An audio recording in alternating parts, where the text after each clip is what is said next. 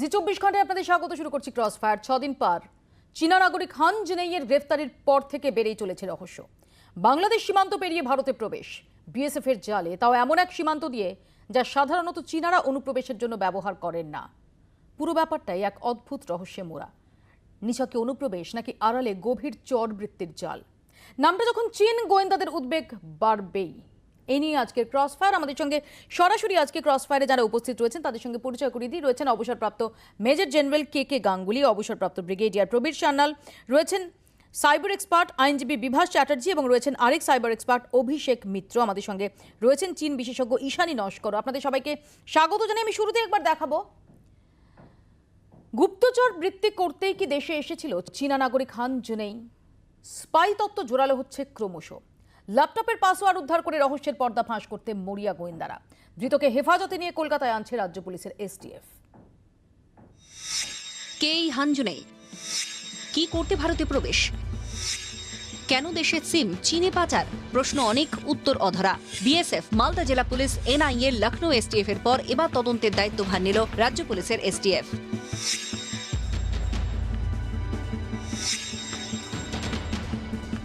হান জুনেই 9 June Malda সুলতানপুরে ধরা পড়ে এই চীনা নাগরিক। প্রথমে জানায় বাংলাদেশ থেকে ভুল করে সীমান্ত পেরিয়ে চলে এসেছে।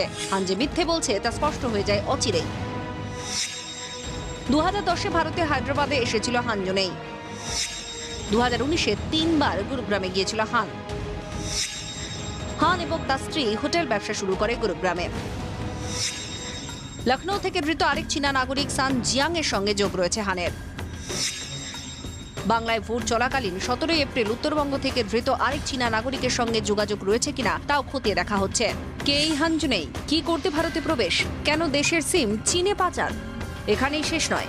গোয়েন্দারা জানতে পারেন দেশের প্রায় 1300-রও বেশি সিম চীনে পাচার করেছে হান। কেন এই সিম পাচার? উত্তরে উঠে আসে একাধিক সম্ভাবনা। চীনে নিয়ে গিয়ে দেশে সাইবার হামলার ছক, ভারতীয় টার্গেটের ওপর গুপ্তচর বৃত্তি। সাইবার এক্সপার্ট হান জুনেইয়ের থেকে মিলেছে একটি অ্যাপল ল্যাপটপ, 2টি আইফোন মোবাইল, ভারত ও বাংলাদেশের সিম, একাধিক চাইনিজ সিম, কয়েকটি pen drive, ATM, master card, Bharat ও বাংলাদেশের টাকা। হানের শরীরে কোনো চিপ রয়েছে কিনা তাও খতিয়ে দেখা হচ্ছে। অসম্ভব ধূর্ত এই চীনা নাগরিকের থেকে কথা বের করতে দোভাষীর সাহায্য নিচ্ছেন গোয়েন্দারা। নজরে ল্যাপটপের পাসওয়ার্ড। চীনা সেনার সঙ্গে যোগাযোগ রয়েছে হানের। দেশের জওয়ানদের সঙ্গেও যোগাযোগের চেষ্টা করে হান। সূত্রের খবর হিসেবে জানতে পেরেছেন গোয়েন্দারা। বড় নাশকতা, তথ্য পাচার, গুপ্তচর বৃত্তি নাকি আরো বড় কোনো ষড়যন্ত্র? রাজ্য পুলিশের এসটিএফ হেফাজতে নিয়ে জানতে চাইবে এই উত্তরগুলি। গত বছরের 15 জুন ভারত ও চীন সীমান্তের গালওয়ান উপত্যকায় চীনা অনুপ্রবেশের জবাব দেয় ভারত। শহীদ হন 20 জন ভারতীয় সেনা। ক্ষয়ক্ষতি ও মৃত্যু হয় চীনা সেনারও। তারপর কেটে গিয়েছে একটা বছর। গালওয়ানে সেনা সরানোর প্রক্রিয়া চলছে, কিন্তু এখনো পুরোপুরি স্থিতাবস্থা ফেরেনি। তার মধ্যেও বারবার প্রকৃত নিয়ন্ত্রণ রেখা উত্তেজনা সৃষ্টি করেছে চীন। বেজিং ও নয়াদিল্লির শীতল এই সম্পর্কের মাঝেই হান জুনেইকে নিয়ে সতর্ক কেন্দ্রীয় গোয়েন্দা সংস্থাগুলিও। ব্যুরো রিপোর্ট, জি 24 ঘন্টা।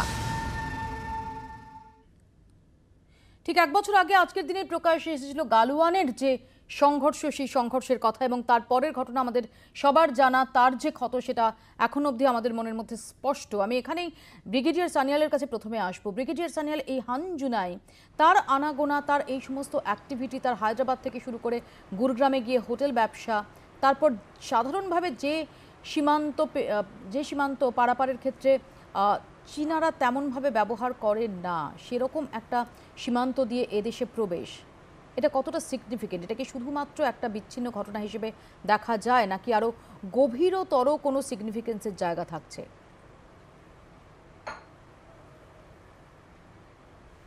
না, আমি না একটু 3-4 বছর একটু পেছনে যাচ্ছি। অনেকগুলো চাইনিজ ন্যাশনালস ইন্ডিয়াতে ধরা পড়েছে কমিটিং ক্রাইমস, চাই ফাইন্যান্সিয়াল ক্রাইমস বলুন, চিট ফান্ড বিক্রি করা, এই debit card, credit card hacking, Indian বিজনেসম্যানদের ধোকা দেওয়া, এটা অনেক চলে আসছে। একটা বড় কেস চলছে, যেই লোকটা চাইনিজ এখনও দিল্লিতে এখন জেলে আছে, পেং। ও 300 মিলিয়ন US ডলার্সের একটা হাওয়ালা র্যাকেটে ফেসে আছে, যেটা ও ইন্ডিয়া থেকে অপারেট করছিল।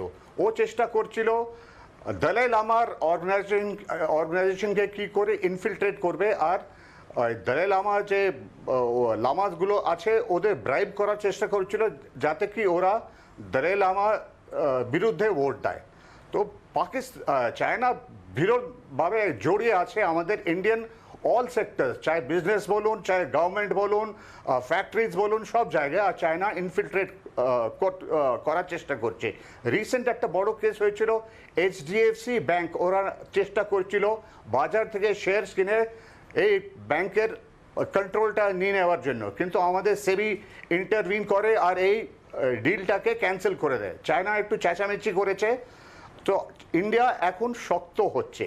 নাও coming back to Han's case, ও যে কি করে ইন্ডিয়াতে এলো বাংলাদেশ থেকে, ওর আগেনস্টে একটা ব্লু কর্নার নোটিস আছে ফ্রম দি ইন্টারপোল, মানে he is a wanted man. আর ও ইন্ডিয়ান ভিসার জন্য ট্রাই করছিল, যেটা ইন্ডিয়া গভর্নমেন্ট রিফিউজ করেছে, কেন কি ওর আগেনস্টে একটা ব্লু কর্নার নোটিস আছে। ও তাও থ্রু বাংলাদেশ থেকে ইন্ডিয়াতে এসছে।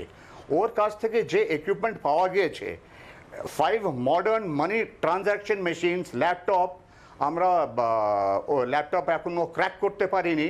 ইট speaks of our inefficiency of our cyber experts, আমি এটাই বলবো। আর ক্র্যাক করতে পারছি না। আর তার এছাড়া ফরেন কারেন্সি এর কাছ থেকে পাওয়া গিয়েছে।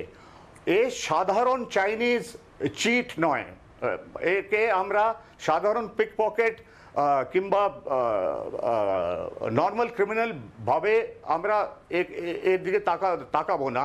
হি হ্যাজ চাইনিজ গভর্নমেন্ট সাপোর্ট। এ হচ্ছে চাইনিজ গভর্নমেন্টের একটা ডাবল এজেন্ট, চাইনিজ গভর্নমেন্টের কাজও করছে আর প্লাস নিজের যা ধান্দা করার সেরকম করছে। ওর যে গুরুগ্রামে যে হোটেলটা আছে অ্যারাউন্ড 200 কোটি টাকাটা কোত্থেকে এসছে, কীভাবে এসছে, ইট অল রিকোয়ার্স ইনভেস্টিগেশন। এখানে আমি একটু আসবো বিভাস চ্যাটার্জির কাছে। বিভাস দা, আমার এখানে প্রশ্ন যে এত বিপুল সংখ্যার সিম পাচারের লক্ষ্য কি হতে পারে?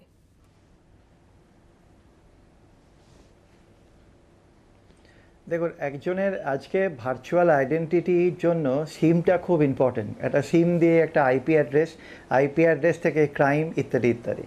আমাদের একটা পার্সপেক্টিভ বুঝতে হবে, গত 5-6 বছর ধরে এই বিভিন্নভাবে বায়োলজিক্যাল যুদ্ধ থেকে আরম্ভ করে, সাইবার যুদ্ধ থেকে আরম্ভ করে, আগ্রাসন থেকে আরম্ভ করে, চায়না পৃথিবীর একটা আতঙ্ক হয়ে যাচ্ছে দিনের পর দিন।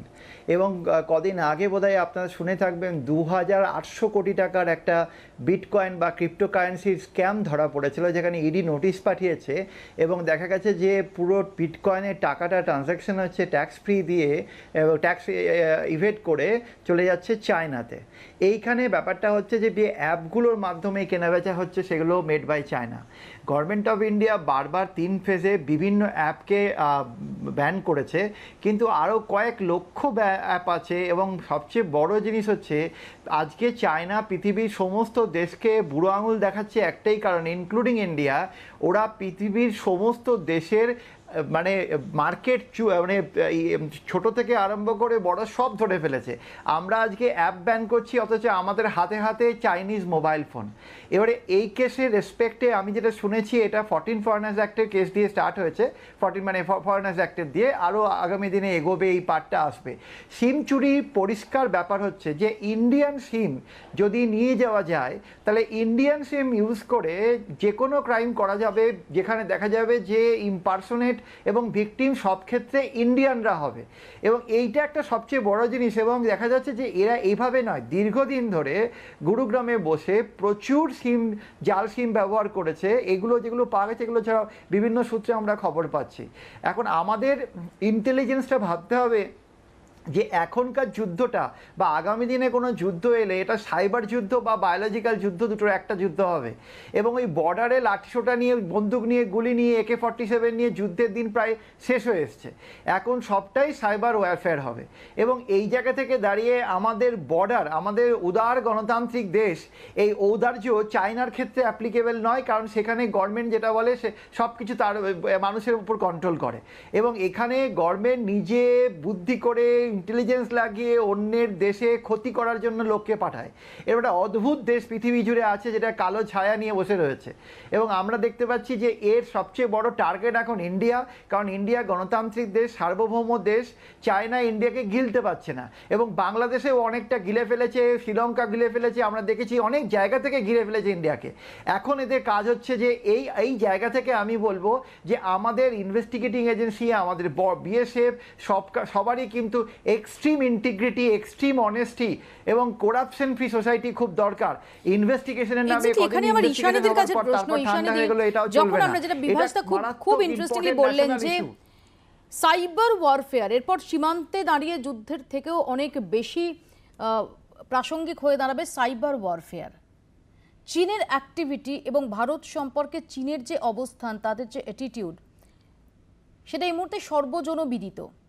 সেরকম একটা জায়গায় দাঁড়িয়ে একজন চীনা নাগরিক, যার রহস্যময় গতি প্রকৃতি, সে তাকে ধরা হচ্ছে এবং তার কাছ থেকে এই সমস্ত জিনিস পাওয়া যাচ্ছে, এমনকি তার শরীরে চিপ আছে কিনা সেটাও এই মুহূর্তে গোয়েন্দাদের কাছে একটা অত্যন্ত বিচার্য বিষয়। এটাকে আপনি কিভাবে দেখছেন? দেখুন, আপনি যেটা বলছেন যথার্থ, এবং আমার পূর্ববর্তী যারা বক্তারা ছিলেন তাদের সঙ্গে আমি যথেষ্ট সহমত। এটা ঘটনা যে আগেকার দিনে যেমনি যুদ্ধ করা যেত, যেভাবে যুদ্ধ ঘটেছে এবং ভারতের ইতিহাসে যেভাবে যুদ্ধ হয়ে এসেছে, সেই যুদ্ধটা এখন আর এই সম্ভবপর না। এমনকি চীনের সঙ্গে আমাদের যে সংঘর্ষ হয়েছিল 62 সালে, সেই যুদ্ধটাও এখন এই মুহূর্তে সম্ভবপর নয়। চীনের দিক থেকেও সেটা বুদ্ধিমানের কাজ হবে না, কারণ আন্তর্জাতিক নজরদারি, বিশেষ করে এখন যে অতিমারির পরিস্থিতি তৈরি হয়েছে, সেই অবস্থাতে চীনের পক্ষে কোন রকমের বড় মাপের যুদ্ধ ভারত কেন কারোর সঙ্গে করাই বুদ্ধিমানের কাজ হবে না, সেটা চীন অনেক দিন ধরেই জানে। কাজেই আমরা কিন্তু সেই ধরনের সামরিক সংঘর্ষ বা সামরিক মোকাবিলা করার কথাটা এখন বিবেচনা করার কোনো দরকার পড়ছে না।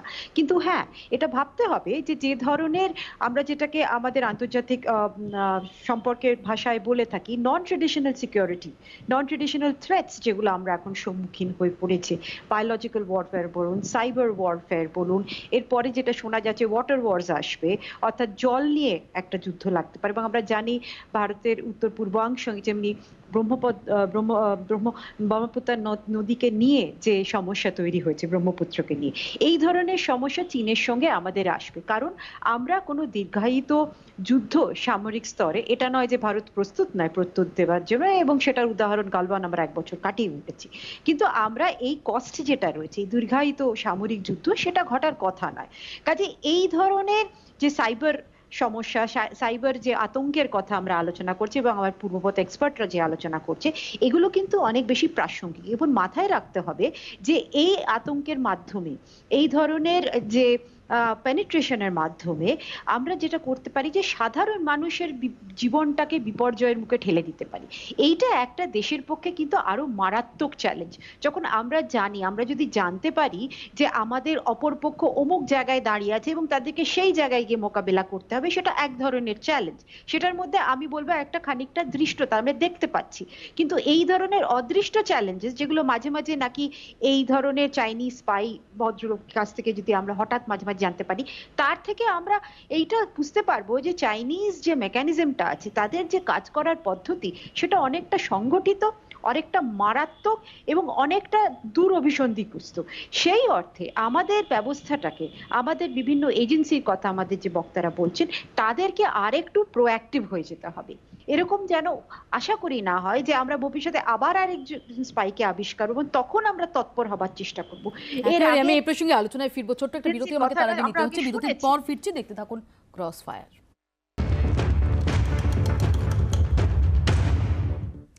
ফিরে এলাম বিরতির পর, আপনারা দেখছেন ক্রস ফায়ার। আমি অভিষেক মিত্রর কাছে ঠিক এই জায়গাটাতেই আসবো। অভিষেক বাবু, এটা কতটা উদ্বেগের জায়গা থাকছে যে সাইবার ওয়ারফেয়ারের সম্ভাবনা যত জোরালো হচ্ছে, যত প্রবল হচ্ছে, সেরকম পরিস্থিতিতে দাঁড়িয়ে একজন চীনা নাগরিক, এরকম সন্দেহজনক গতিবিধি, তার শরীরে চিপ থাকার আশঙ্কাই বা কেন করছেন গোয়েন্দারা, কি মনে হচ্ছে?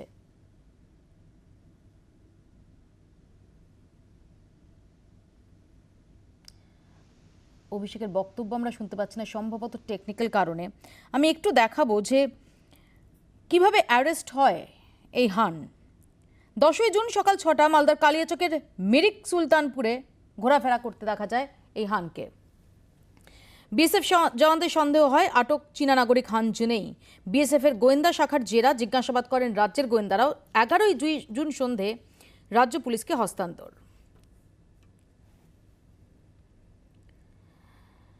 যেখান থেকে গ্রেফতার হন সেই জায়গাটা আপনাদের দেখাবো।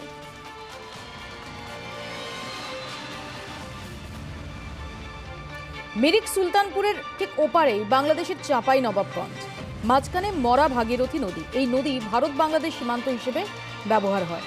কোনো কাঁটাতারের বেড়া নেই। এখন নদীতে জল, হেঁটে পার হওয়া প্রায় অসম্ভব। এই এলাকা জাল নোটের কারবারের জন্য কুখ্যাত। গ্রামবাসীদের অধিকাংশই ভিন রাজ্যে কাজ করেন।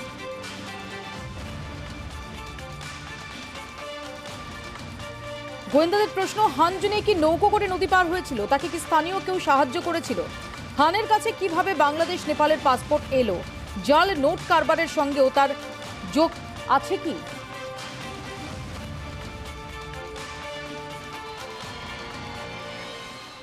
অভিষেকের কাছে আমি যে প্রশ্নটা করছিলাম, অভিষেক, কেন এই হানের শরীরে চিপ থাকতে পারে, এই আশঙ্কাটা কেন করা হচ্ছে? দেখুন, নর্মালি চিপ থাকার প্রবাবিলিটি এই জন্য থাকে কারণ ট্র্যাক করার জন্য। আজকে যদি ইনাকে ইনভেস্টিগেশনের জন্য অন্য কোথাও নিয়ে যাওয়া হয়, সেই জায়গাতে সেই জিপিএস লোকেশনটা পাওয়ার জন্য কিন্তু চিপ ঢোকানো থাকতে পারে, যাতে যারা পাঠিয়েছেন, যদি ইনি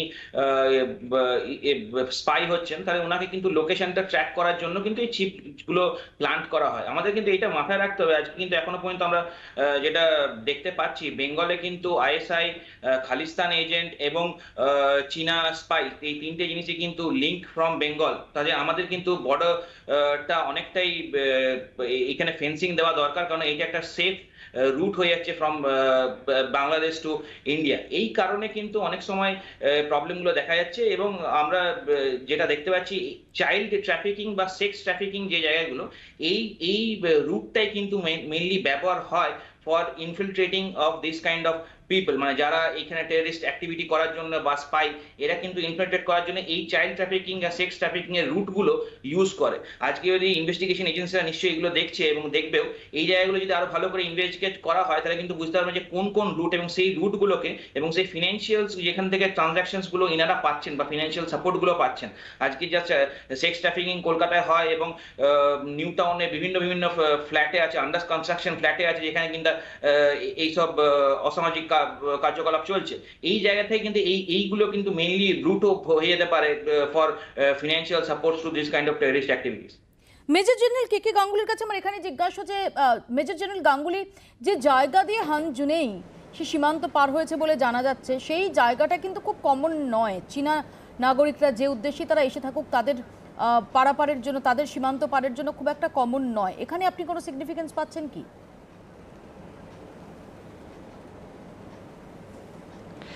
দেখুন, চীনা নাগরিক কেন, যে কোনো নাগরিক যখন একটা অন্য দেশে অনুপ্রবেশ করতে চায়, তখন সে এমন জায়গা দিয়ে অনুপ্রবেশ করার চেষ্টা করে যেখান থেকে আগে কেউ হয়তো অনুপ্রবেশ করেনি বা অনুপ্রবেশ করতে গিয়ে ধরা পড়েনি।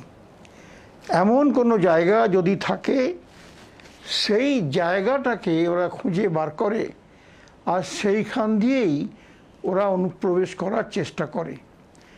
আজকে যদি আমরা একটু ভালো করে ভারতের ম্যাপটাকে দেখি, কোন জায়গাটা আপনি বলবেন যে অনুপ্রবেশের পক্ষে অনুকূল নয়? যেমন ধরুন অরুণাচল প্রদেশ, নেপাল, বাংলাদেশ, আর যেখানে যেখানে বেল্ট অ্যান্ড রোডের প্রজেক্ট তৈরি হয়েছে, করছে, সেই সমস্ত রাজ্যগুলোতে, সেই সমস্ত দেশগুলোতে তারা এমন একটা ব্যবস্থা করে রেখে দিয়েছে যে চীনা নাগরিকরা সেখানে আসতে পারবে, থাকতে পারবে এবং যা খুশি তাই করে বেড়াতে পারবে বিনা বাধায়। এইভাবেই এই লোকটি, যিনি চীনের একজন মানুষ, তিনি এসছেন এবং আমাদের দেশে অনুপ্রবেশ করেছেন, করে তিনি কাজ চালিয়ে যাচ্ছিলেন। তারপরে ধরাও পড়েছেন, এবং এখন ধরা পড়ে তার উপরে ভীষণ বিচার হবে বা তার সঙ্গে অনেক কিছু তথ্য তার থেকে পাওয়া যাবে। এখন এই সমস্ত দিক দিয়ে চীন বেশ অনেকটা অগ্রসর হয়ে গেছে, সেই পুরনো চীন আর নেই। এখন চীন বলছে যে গণতন্ত্রের সঙ্গেও ডেভেলপমেন্ট সম্ভব। যখন অন্য রাষ্ট্র বলছে যে গণতন্ত্র হলে খুব তাড়াতাড়ি করে আর্থিক ডেভেলপমেন্ট বা ওইগুলো হয় না, কিন্তু চীন আজকে বলতে চাইছে যে গণতান্ত্রিক দেশ আমাদের, আর এইখানে আমরা তাড়াতাড়ি করেই ডেভেলপমেন্টটা করে দেব। কিন্তু সবাই আমরা জানি চীনে একটা ভীষণ কড়াকড়ি কমিউনিজম চলছে। সেখানে কারোর কোনো কিছু করবার উপায় নেই, পার্টি যা বলবে সেটাই শেষ কথা। আমি এই প্রসঙ্গে আলোচনায় কিন্তু ফিরবো, এবং তা এখানে সত্ত্বেও শি জিনপিং এর যে দর্শনটা, তার যে ধরনটা, সেটাও যে ভীষণ অ্যাগ্রেসিভ একটা ধরন, এবং যার প্রতিফলনই আমরা বিভিন্ন সময় দেখতে পাই। যার অরুণাচল নিয়ে বিতর্কের সময় যেটা দেখতে পাই, গালওয়ান নিয়ে বিতর্কের সময় যেটা দেখতে পাই, সেখানে কিন্তু এই যে শি জিনপিং এরার যে ডিপ্লোমেসি, সেই ডিপ্লোমেসিটার দিকে আঙুল তোলা হয়। ছোট্ট একটা বিরতির পর ফিরছি এই প্রসঙ্গে, দেখতে থাকুন ক্রসফায়ার।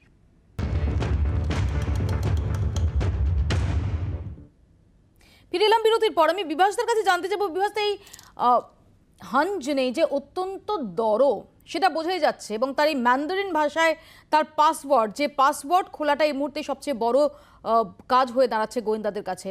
কি মনে হয় যে কতটা ইম্পর্টেন্ট এই গোটা রহস্যটার, গোটা জালটার তালা খুলতে এই পাসওয়ার্ডটা কতটা ইম্পর্টেন্ট?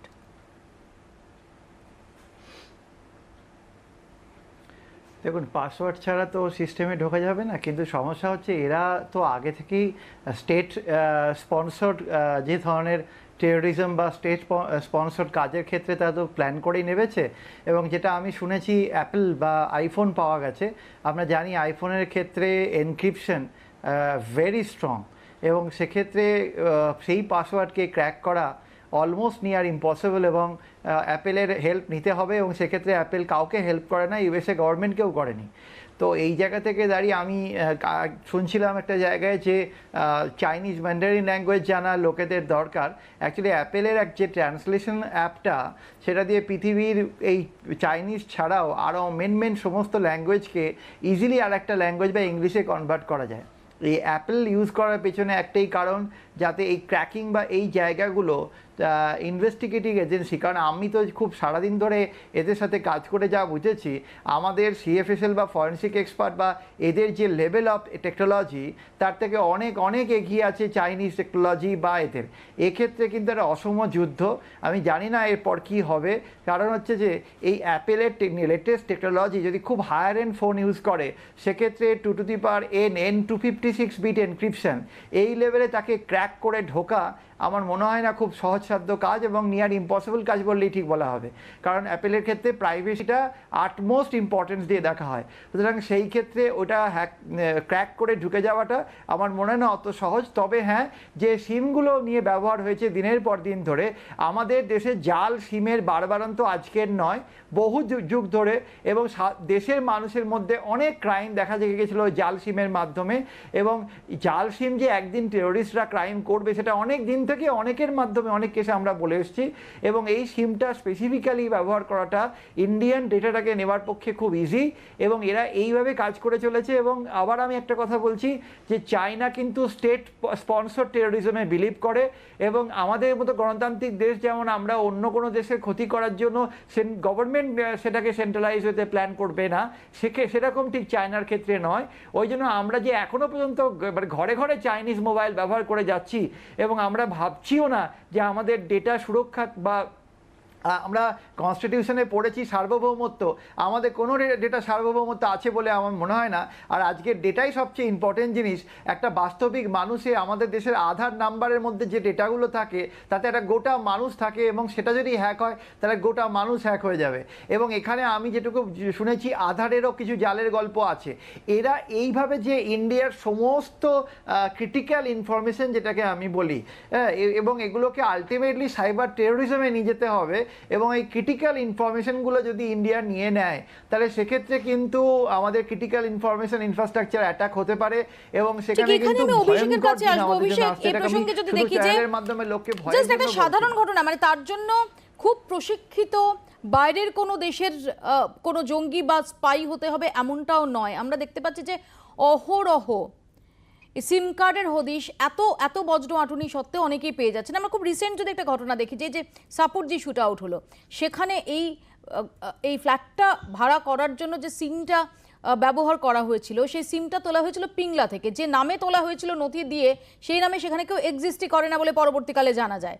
তো এই ক্ষেত্রটা কি আসলে ভীষণ পোরাস হয়ে থাকছে আমাদের? যেমন এই বর্ডারটা, যে বর্ডারের কথা আমরা আলোচনা করছি, সেই বর্ডারটা যেরকম পোরাস, একই সঙ্গে এই যে সিকিউরিটির পার্টটা, এই যে ডেটা সিকিউরিটির পার্টটা, এই যে সিমের সিকিউরিটির পার্টটা, সেটাও কি একই রকম পোরাস হয়ে থাকছে?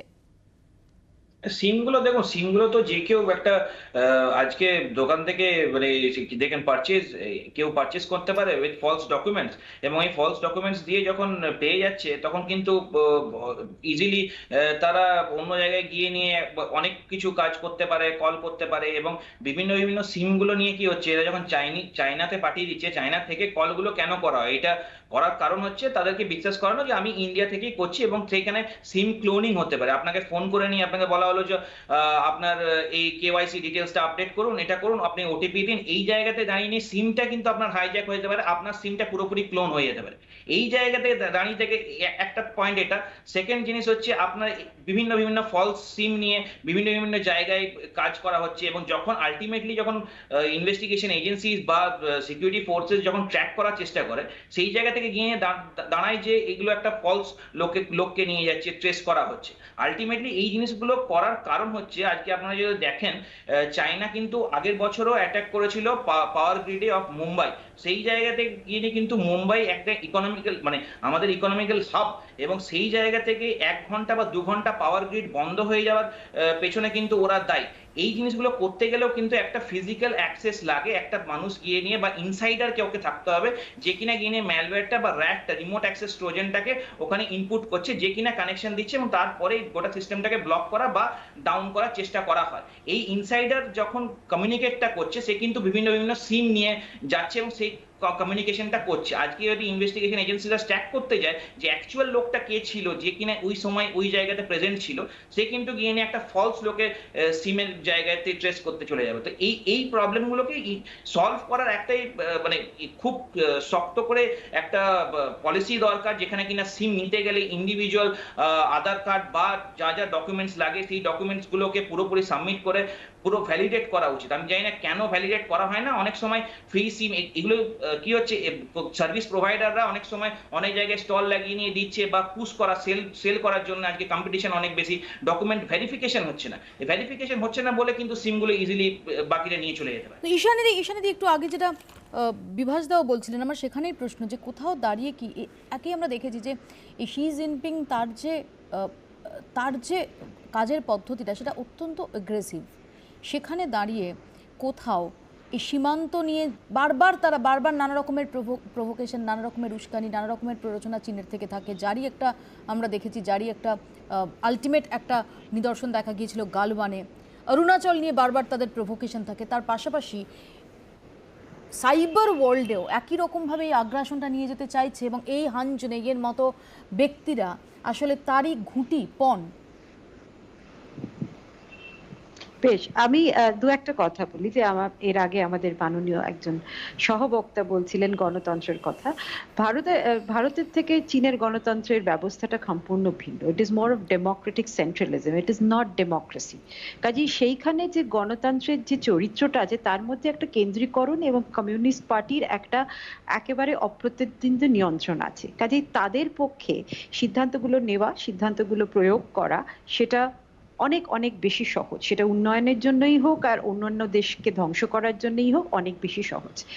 এর উপরে যে ঘটনা যেটা ইদানিং কালে আমরা দেখতে পাচ্ছি, আপনি বলছিলেন যে সি জিনপিংয়ের উত্থান, সি জিনপিংয়ের চরিত্রটা আপনি যদি দেখেন, আমার মনে হয় যে উনি মাও জেদং এর থেকেও বেশি কিছু একটা নিজের ইমেজটাকে তৈরি করার চেষ্টা করছেন। আপনারা হয়তো শুনে থাকবেন যে ইদানিংকালে সি জিনপিং নিজের নিজের ধ্যান ধারণা, নিজের বক্তব্যগুলিকে একটা থট প্রসেসে পরিণত করছেন, অর্থাৎ একটা মতাদর্শের স্তরে নিয়ে যাচ্ছেন টু দি ইকুইভ্যালেন্স অফ মাও জেদং, কিংবা তাকেও অতিক্রান্ত করে। এবং 2020-তে সি জিনপিং এর চিন্তনকে কেন্দ্র করে, অর্থাৎ কূটনৈতিক চিন্তনকে কেন্দ্র করে বেজিং এ একটা রিসার্চ সেন্টার তৈরি হয়েছে, যে রিসার্চ সেন্টারটা অ্যাকচুয়ালি এরপর থেকে চীনের যে কূটনৈতিক কাজকর্ম, তাদের যে পররাষ্ট্র নীতি তৈরি করার যে পন্থা বা চিন্তন, এইটা নির্ণয় করবেন। তার মানে আপনি বুঝতে পারছেন, একই কমিউনিস্ট পার্টির একটা কেন্দ্রীকরণের জায়গা আছে, উপর্যুপরি তারপরে একটা কোথাও যেন একটা ব্যক্তির কর্তৃত্ববাদীর জায়গাটাও তৈরি হয়ে রয়েছে। এমতো অবস্থাতে চীনের যে বিভিন্ন ধরনের যে পদক্ষেপ আমরা দেখছি, বিশেষ করে ভারতের প্রতি যে পদক্ষেপগুলো অত্যন্ত বিরূপ পদক্ষেপ, সংঘর্ষ, নানা ধরনের কোঁদল তৈরি করার ব্যবস্থা এবং অর্থনীতিকে আক্রমণ করার কথা, এই চিন্তনগুলো এবং সাইবার ওয়ারফেয়ারের মতো একটা মারাত্মক জিনিস, যেটা নাকি ইদানিং কালে আমাদের মতো সাধারণ মানুষের পক্ষে বোঝা খুবই কঠিন। কারণ হচ্ছে, যেটা আমার পূর্ব বক্তা বলছিলেন, যে সত্যিই কি যখন কেউ সিম কিনতে যান বা ওটা কেনার কথা ভাবেন, বা কোম্পানিগুলি কি সত্যিই সেই নিশ্চিদ্র নিরাপত্তা দেওয়ার মতন জায়গাতে আছে যেখানে কম্পিটিশনটা অত্যন্ত গুরুত্বপূর্ণ। সেই ক্ষেত্রে আমাদের যে রাষ্ট্রীয় ব্যবস্থাগুলি আছে, যে এজেন্সিগুলি আছে, যে নিরাপত্তা প্রদান করার যে কাজগুলো আছে, সেইগুলোকে, সেই প্রতিষ্ঠানগুলোকে, সেই এজেন্সিগুলোকে এবং রাষ্ট্রকে কিছু কিছু নিয়মবিধি অবশ্যই মেনে দিতে হবে, যেটা আমাদের নাগরিক হিসেবেও আরো বেশি সচেতন হওয়ার কথা রয়েছে। আমি আসবো এই প্রসঙ্গে আলোচনায় ফিরবো। একটা ছোট্ট বিরতি, তার আগে নিচ্ছি বিরতির পর ফিরবো ব্রিগেডিয়ার সানিয়াল এবং মেজর জেনারেল কে কে গাঙ্গুলির কাছে। ছোট্ট বিরতি, দেখতে থাকুন ক্রসফায়ার।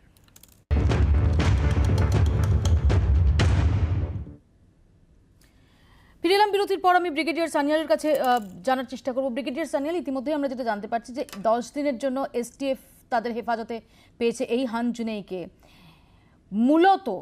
মূলত কোন বিষয়গুলো এই 10 দিনে তার কাছ থেকে জানার চেষ্টা করতে পারেন গোয়েন্দারা? কোন জায়গাগুলো সবচেয়ে ইম্পর্টেন্ট?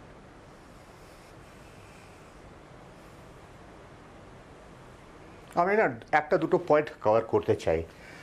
যখন বিএসএফ জানতে পারলো এই চীনে আর এর পাসপোর্ট নাম্বার ছিল, ওই আমাদের সাইটে গিয়ে আমরা হয়তো জেনে গিয়েছিলাম যে এর এগেনস্টে ব্লু কর্নার নোটিস আছে আর এর ভিসার জন্য অ্যাপ্লাই করেছিল, যেটা রিফিউজ করা হয়েছিল। তাতেই আমাদের বোঝা উচিত ছিল that he is not a ছিচকে চোর নয়, এ একটু হায়ার লেভেল অফ ক্রিমিনাল। তখনই আমাদের ইনভেস্টিগেটিভ প্রসেসটা আরও তেজ আর লেভেলটা রেজ করা উচিত ছিল, সেটা আমরা করিনি। এ মালদা পুলিশ থানায় থাকলো ফর 9 তারিখ থেকে 15 তারিখ পর্যন্ত কিংবা 14 তারিখ পর্যন্ত। এখন এসটিএফকে দেওয়া হয়েছে। এখন এসটিএফের কাছে যে ক্ষমতাটা আছে ইনভেস্টিগেশন করার, নিশ্চয়ই নর্মাল থানা থেকে একটু ভালো আছে। আমিও ইনভেস্টিগেশন হয়তো করতাম আমার সময়, পাকিস্তান টেররিস্টদের আমি এদের থেকে কথা বলি নিতাম। They use to open the mouth in 5 minutes. আর তখন আমি human rights rules and regulation বই পড়ে আমি ইনভেস্টিগেশন করতাম না। তো আমাদের যে ইনভেস্টিগেটিভ এজেন্সি আছে, এদের কাছে ক্ষমতা আছে একজন ইন্ডিভিজুয়ালকে কীরকমভাবে ব্রেকডাউন করতে পারে। এটা কত সময় লাগে, it depends upon the criminal. এ কত কীরকমভাবে চাইনিজ গভর্নমেন্ট একে তৈরি করেছে, এ কত তাড়াতাড়ি ব্রেকডাউন করবে। তো এই যে ল্যাপটপের যে পাসওয়ার্ড, এর সেলফোনের পাসওয়ার্ড, একে যদি আমরা ব্রেকডাউন করতে পারি তাহলে হয়তো আমরা আরও তাড়াতাড়ি জানতে পারবো। কিন্তু আমার অনলি অবজারভেশন ইজ আমাদের ইনভেস্টিগেটিভ লেভেলটা আর একটু বেশি হায়ার লেভেলে করা উচিত ছিল। হয়তো এই সময় NIA could have also been involve. যেরকমভাবে চাইনিজরা ধরা পড়ছে ইন্ডিয়াতে ইন ভেরিয়াস ক্রাইমস, আমি যে এক্সাম্পলটা দিলাম, ওই চাইনিজ পেং $300 মিলিয়ন হাওয়ালা র্যাকেটে ইনভলভ, যে দলাই লামার অর্গানাইজেশনকে ইনফিলট্রেট করার চেষ্টা করছে। এরা সাধারণ ছিচকে চোর নয়। সো এই হুয়ানো ইজ সাধারণ ছিচকে চোর নয়। So we have to be more farm. আমাদের দেশের যে সাইবার ফায়ার ওয়ালিংটা, এটা খুব কম্পারেটিভলি উইক। এখানে আমার জিজ্ঞাসা, এখানেই আমার মেজর জেনারেল কে কে গাঙ্গুলির কাছে জিজ্ঞাসা, তাহলে তো বোঝাই যাচ্ছে এটা একটা অ্যালার্ম কল। হান জুনেইকে জিজ্ঞাসাবাদে যাই বেরিয়ে আসুক না কেন, এই বিষয়টাকে কতটা সিরিয়াসলি নেওয়া বলে আপনি নেওয়া দরকার বলে আপনি মনে করছেন?